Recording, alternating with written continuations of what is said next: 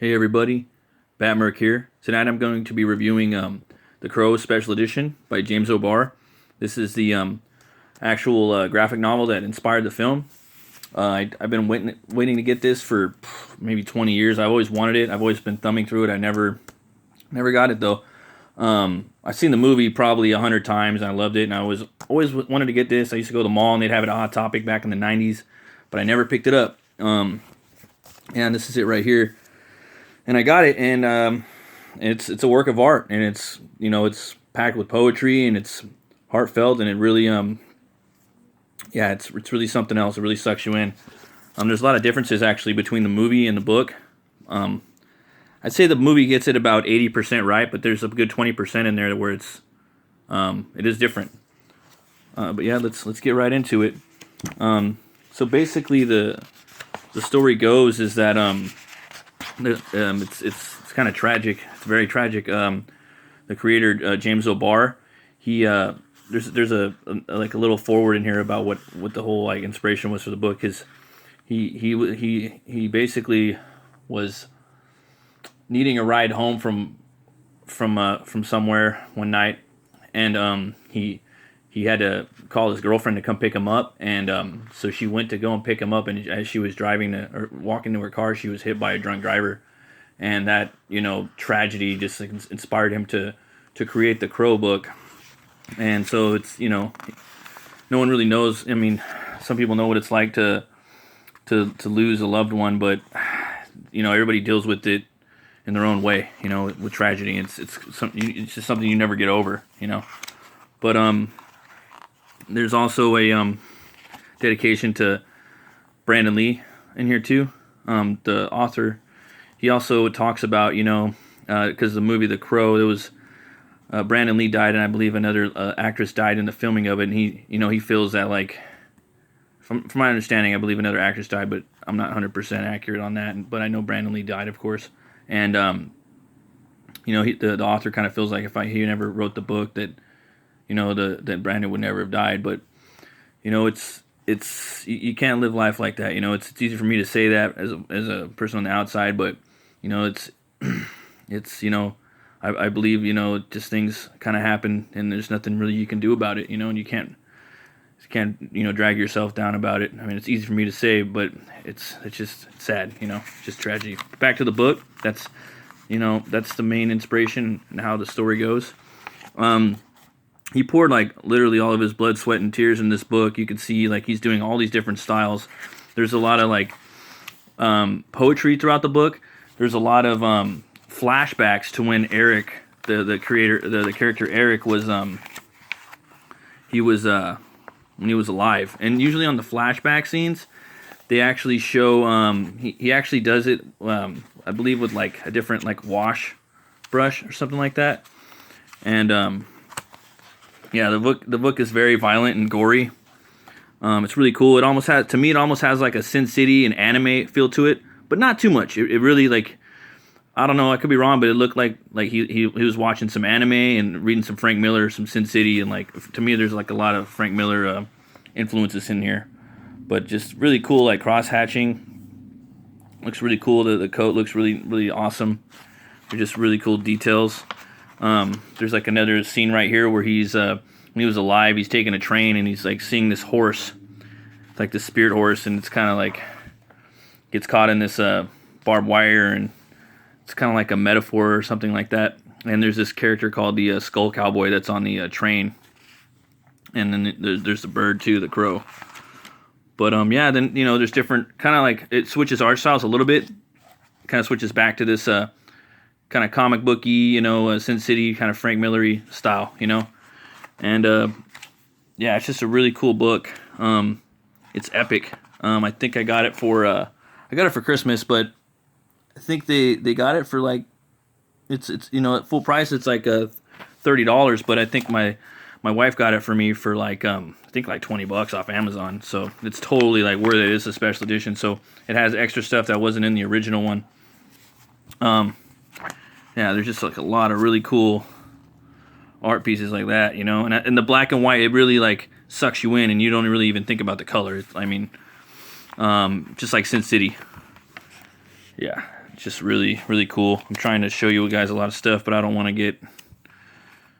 get a strike for the copyright chroniclers. But I really think that, you know, this is a book that everybody should own. Yeah, it's pretty crazy.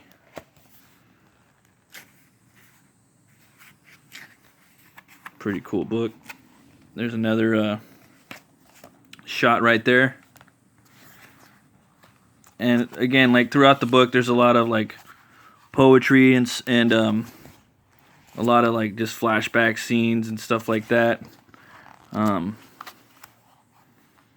to show some stuff that's pretty cool without giving too much away.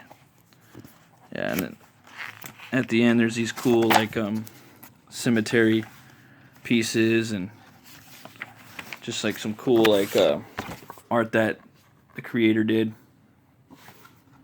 It's really cool. He's talking about how he was like inspired by like The Cure and a lot of like goth bands when he was writing this.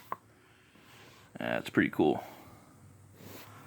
But yeah, so the story, the book and the movie differ in a lot of ways. I don't want to give too much away, like I was saying, but just some of the things, like the movie, it takes place. The Crow's main like base of operations is a loft that him and his lady once lived in when they were alive, and in the book, it's a suburban house. In the movie, they died in the loft, and in the comic, they're get killed when their like car breaks down by a gang of gangsters.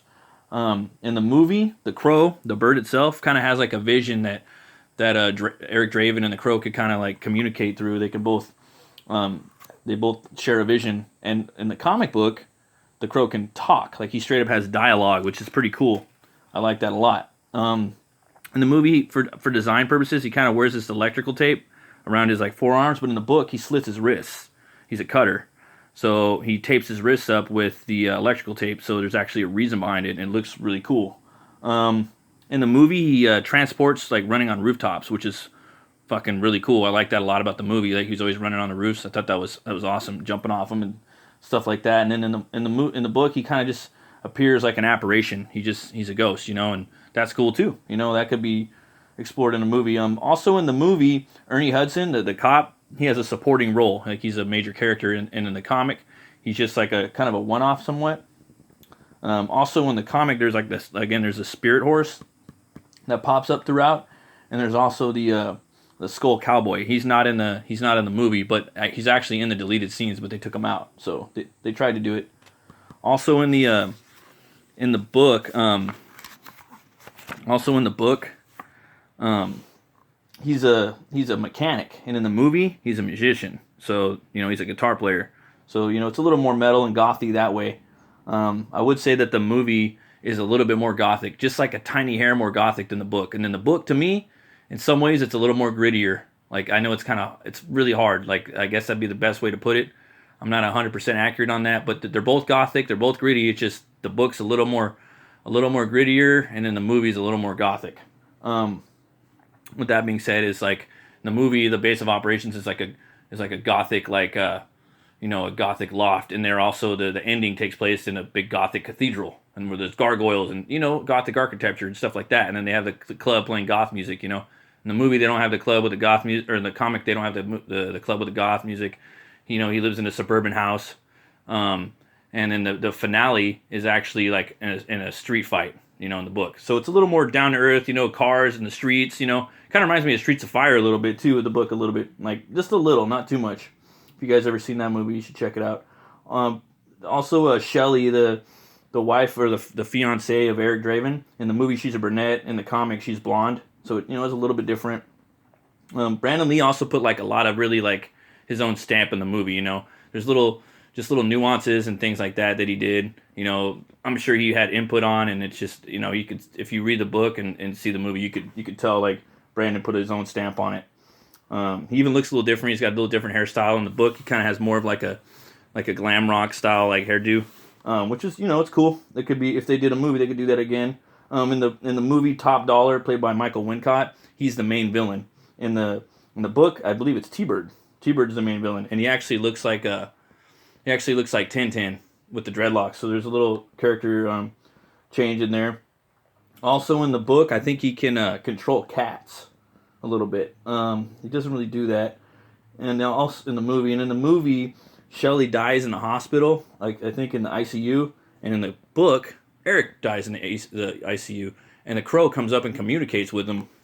So it's it's a little different.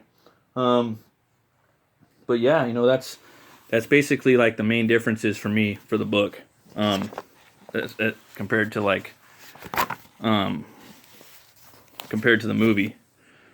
But yeah, this book, like when you're reading it, like when you know about the lore and everything that's surrounded by it, there's a lot of like energy that goes around with this book. Like I don't know, like I mean, almost like cursed in a way, but and it's sad, and like you really get drawn into the world. Even you really like James O'Barr really he makes it to where like you immerse yourself in it, and it's sad and it's depressing, but it's a work of art, and it's gothic and it's gritty. And if they half part of me would want him to make a remake of it, and then another half of me, I'm like 50-50 split. I can never decide. I never will. Like half 50% of me would want to see the remake, and then 50% wouldn't want to see it because the movie is a work of art and it's cool, and I like all the things that they changed. And then another part of me would like to see the movie where he's like a mechanic, and he's fighting in the streets, and there's some stuff that they can still do with it. But if they're gonna remake it, I hope they make it like 98% like the book. I don't want him to be a fucking cop.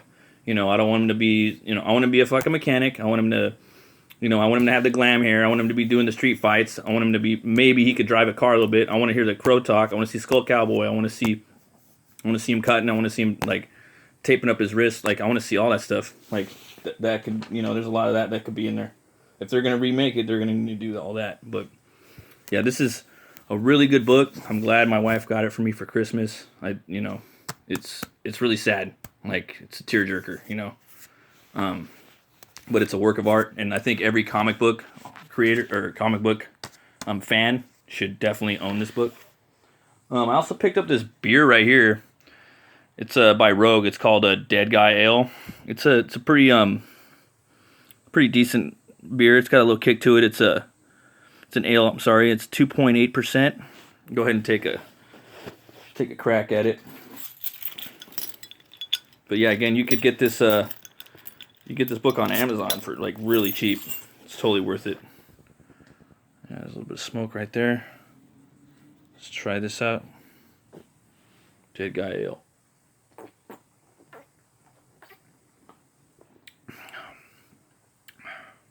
That's pretty good. A little different. Kind of smooth.